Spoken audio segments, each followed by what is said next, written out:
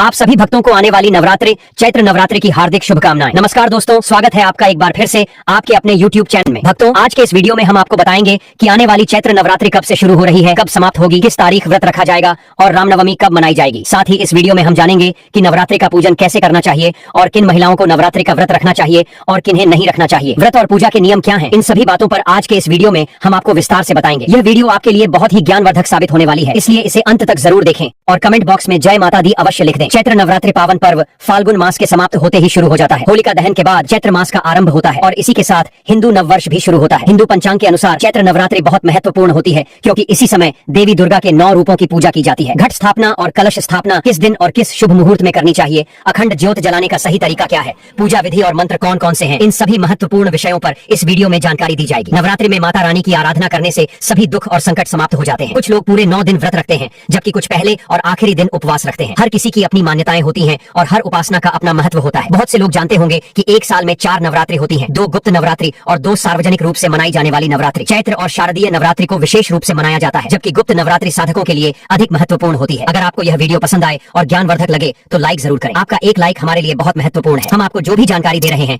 वह शास्त्रों और पंचांग पर आधारित होती है। सही जानकारी प्राप्त करने के लिए टोटल वास्तु ज्ञान चैनल से जुड़े रहें। अगर आप नए हैं तो चैनल को सब्सक्राइब कर लें, ताकि आपको आगे भी ऐसी ही महत्वपूर्ण जानकारियां मिलती रहे। दोस्तों, आप जानते हैं कि नवरात्रि साल में 4 बार आती है। इनमें से 2 गुप्त नवरात्रि होती हैं और 2 प्रमुख नवरात्रि, जिन्हें बड़े हर्षोल्लास से मनाया जाता है। चैत्र नवरात्रि नया संवत हिंदू नववर्ष शुरू होने के साथ आती है और बहुत शुभ मानी जाती है। अश्विन नवरात्रि, जिसे शारदीय नवरात्रि भी कहा जाता है, दशहरे से पहले आती है और इसे बहुत धूमधाम से मनाया जाता है। माघ नवरात्रि और आषाढ़ नवरात्रि गुप्त नवरात्रि होती हैं, जिनका विशेष महत्व साधकों के लिए होता है। चैत्र नवरात्रि का विशेष महत्व है क्योंकि यह नए संवत के आरंभ के साथ आती है और इस दिन ग्रहों की स्थिति से पूरे वर्ष की संभावनाओं का आकलन किया जाता है। चैत्र नवरात्रि का पर्व हर साल श्रद्धा और जोश के साथ मनाया जाता है, लेकिन इस साल इस पर्व में कुछ खास बात है जो इसे और भी विशेष बना रही है। इस बार माँ दुर्गा अपनी सवारी के रूप में हाथी पर सवार होकर आ रही हैं। हिंदू धर्म में देवी दुर्गा की सवारी का बहुत महत्व होता है और जब वह हाथी पर सवार होकर आती है तो इसे एक खास शुभ संकेत माना जाता है। हाथी को भारतीय संस्कृति में शांति, समृद्धि और यादों का प्रतीक माना जाता है। इसे भगवान गणेश की सवारी भी माना जाता है और अब जब माँ दुर्गा हाथी पर सवार हो रही हैं, तो यह समय और भी अधिक महत्व रखता है। इसका मतलब है कि आने वाला समय देश में शांति और समृद्धि का प्रतीक होगा। यह संकेत है कि हमें इस समय अपने जीवन में शांति, सकारात्मकता और समृद्धि की दिशा में कदम बढ़ाने चाहिए। चैत्र नवरात्रि हिंदू धर्म का एक महत्वपूर्ण पर्व है जो हर साल खास तौर पर माँ दुर्गा की पूजा और व्रत के लिए मनाया जाता है। इस साल चैत्र नवरात्रि का आरंभ 30 मार्च 2025 रविवार को हो रहा है और यह 6 अप्रैल 2025 रविवार तक चलेगा। हालांकि इस बार अष्टमी और नवमी एक ही दिन पड़ रहे हैं, इसलिए चैत्र नवरात्रि 8 दिन की होगी। इस वीडियो में हम आपको नवरात्रि पूजा विधि, कलश स्थापना, मुहूर्त और अन्य महत्वपूर्ण जानकारी प्रदान करेंगे, ताकि आप इस पर्व को पूरी श्रद्धा और विधि विधान से मना सकें। चलिए भक्तों, अब हम जान लेते हैं शुभ मुहूर्त के बारे में। हिंदू पंचांग के अनुसार चैत्र महीने के शुक्ल पक्ष की प्रतिपदा तिथि 29 मार्च शाम 4:27 से शुरू हो रही है, जो 30 मार्च दोपहर 12:07 से शुरू हो रही है, 49 मिनट पर समाप्त होगी। ऐसे में चैत्र नवरात्रि का आरंभ 30 मार्च से हो रहा है, जो 7 अप्रैल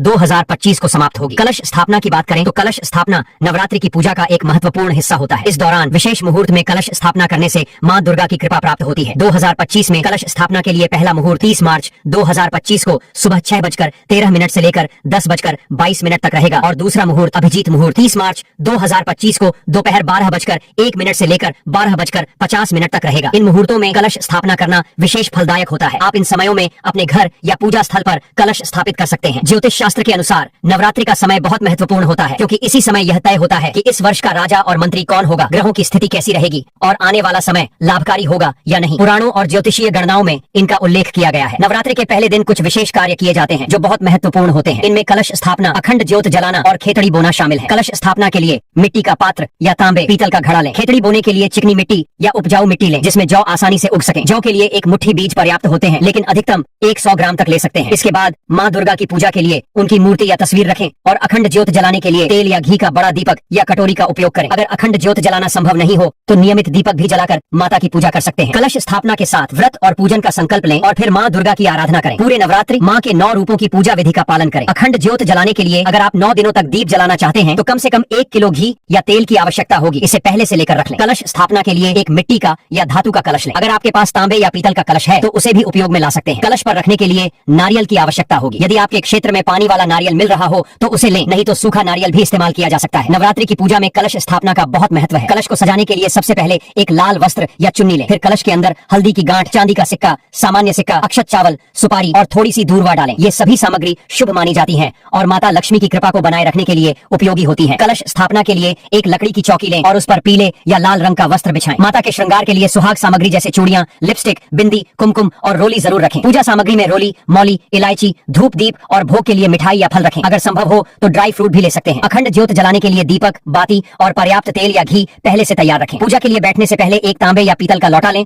उसमें पहले गंगा जल डालें और फिर शुद्ध जल से भर लें। अब पूजा विधि की शुरुआत करें। सबसे पहले पूजा स्थल का शुद्धिकरण करें। पूर्व दिशा की ओर मुख करके बैठें और पूजा स्थल पर हल्का जल छिड़कें ताकि स्थान शुद्ध हो जाए। जो भी सामग्री आपने पूजा के लिए इकट्ठी की है उसका भी शुद्धिकरण करें ताकि पूजा पूरी श्रद्धा और पवित्रता से संपन्न हो। जहाँ पूजा करनी है वहाँ जल और पुष्प छिड़क कर शुद्धिकरण करें और ओम का उच्चारण करें। इस प्रकार आप पूजा स्थल को पवित्र कर लेंगे। जब स्थान और सामग्री शुद्ध हो जाए तो माता की चौकी लगाएं। चौकी पर सफेद या पीला वस्त्र बिछाएं। यदि चौकी उपलब्ध नहीं हो तो पूजा स्थल पर उचित व्यवस्था करें। अब सबसे पहले माता की तस्वीर या मूर्ति को वहाँ स्थापित करें। माता को विराजमान करने के लिए अक्षत लेकर उनका आसन बनाएं और फिर तस्वीर या प्रतिमा को वहाँ रख दें। अब जवारे बोने की तैयारी करें। इसके लिए जौ को 1 या 2 घंटे पहले पानी में भिगोकर निकाल लें। फिर मिट्टी के पात्र को अच्छे से धोकर शुद्ध करें। उसमें रेत डालें और फिर जौ डालें। जौ डालने के बाद उस पर हल्की सी मिट्टी की परत डालें। इस पात्र को माता की दाहिनी ओर रखें। अगर चाहें तो इस पर कलश रख सकते हैं या फिर अलग से भी कलश स्थापना कर सकते हैं। अगर अलग से कलश स्थापित कर रहे हैं तो पहले उस कलश के नीचे चावल या गेहूं रखें और फिर उस पर कलश रखें। अब कलश में गंगा जल डालें और उसमें हल्दी की गांठ, साबुत हल्दी, सिक्का, कमल गट्टे, सुपारी और दूर्वा डालें। सुपारी और सिक्का डालना आवश्यक है, बाकी सामग्री न होने पर भी कोई समस्या नहीं है। अब कलश को ढककर उस पर थोड़ा सा अक्षत डालें और फिर उसके ऊपर नारियल स्थापित करें। नारियल के ऊपर चुनरी लपेटें और अगर चुनरी उपलब्ध नहीं है तो कलावा या सफेद धागा लपेट सकते हैं। नारियल को कलश के ऊपर इस तरह रखें कि उसका मुख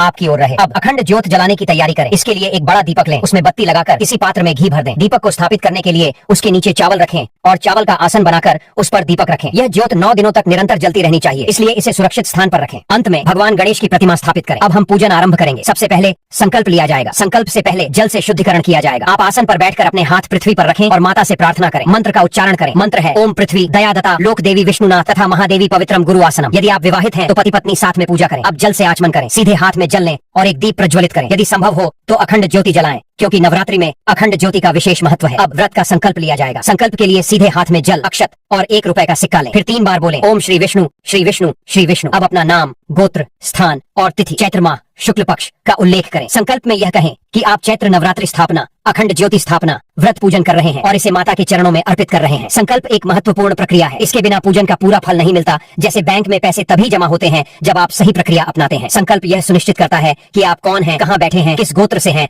और पूजा का उद्देश्य क्या है। संकल्प के बाद अब पूजन आरंभ करें। सबसे पहले गणेश जी का पूजन होगा। गणेश जी का आवाहन करें और बोलें जय गणेश जी महाराज की जय। अब गणेश जी की पूजा करें। उन्हें आसन अर्पित करें, अक्षत और जल अर्पित करें। गणेश जी के सामने एक कटोरी रखकर वहाँ पत्ते पर जल अर्पित करें। फिर रोली और कुमकुम से तिलक लगाएं, धूप दिखाएं और फूलों की माला अर्पित करें। गणेश जी को लड्डू प्रिय होते हैं, इसलिए उन्हें लड्डू का भोग अवश्य लगाएं। भक्तों, गणेश जी की पूजा पूरी करने के बाद अब माता का पूजन और पाठ करें। पूर्ण श्रद्धा भाव से नवरात्रि का व्रत रखें। महिलाएं व्रत रखती हैं, लेकिन पुरुष भी व्रत रख सकते हैं। नवरात्रि के व्रत में फलाहार किया जा सकता है। कुछ लोग निर्जला व्रत भी रखते हैं। यह आपकी श्रद्धा पर निर्भर करता है। व्रत के दौरान सात्विकता का पालन करें, ब्रह्मचर्य का पालन करें, किसी को कष्ट न दें और जितना संभव हो सके दान करें। नवरात्रि में दान का विशेष महत्व होता है। इन 9 दिनों के दौरान घर में कोई लड़ाई झगड़ा या कलह नहीं होना चाहिए। सुबह और शाम माता की आरती जरूर करें। आरती के लिए कपूर जलाएं और दीपक प्रज्वलित करें। प्रसाद के रूप में मिठाई या लड्डू अर्पित करें। 9 दिनों तक माता की आरती करें और नवमी के दिन कम से कम 9 कन्याओं को भोजन कराएं। कन्याओं को भोजन कराने से नवदुर्गा माता प्रसन्न होती है। भोजन के बाद कन्याओं को दक्षिणा दें और लाल चुनरी भेंट करें। उनके चरण स्पर्श कर आशीर्वाद लें। अब जो कलश आपने स्थापित किया था उसे किसी पवित्र नदी में विसर्जित करें। साथ ही माता की मूर्ति को भी विधि पूर्वक विसर्जित करें। घर में मूर्ति नहीं रखनी चाहिए, इसलिए उसे पवित्र नदी में जाकर कलश के साथ विसर्जित कर दें। माता का भंडारा करें और जो भी आपकी मनोकामना है वह माता लक्ष्मी और माता वैष्णवी पूरी करें। इस प्रकार माता की पूजा और व्रत का समापन करें और माता के आशीर्वाद से अपने जीवन को खुशहाल बनाएं। अगर आपको हमारी वीडियो पसंद आई हो तो कृपया हमारे चैनल को सब्सक्राइब करें और बेल आइकन जरूर दबाएं ताकि हमारी नई वीडियोस आपको सबसे पहले मिल सके। अगर आपके मन में कोई सवाल हो या आपके पास कोई सुझाव हो तो हमें कमेंट सेक्शन में जरूर बताएं। हम आपके सभी कमेंट्स को पढ़ते हैं और आपकी राय हमारे लिए बहुत महत्वपूर्ण है। आपका सपोर्ट हमें और बेहतर बनाने के लिए प्रेरित करता है। धन्यवाद और हमारी अगली वीडियो देखने के लिए जुड़े रहिए।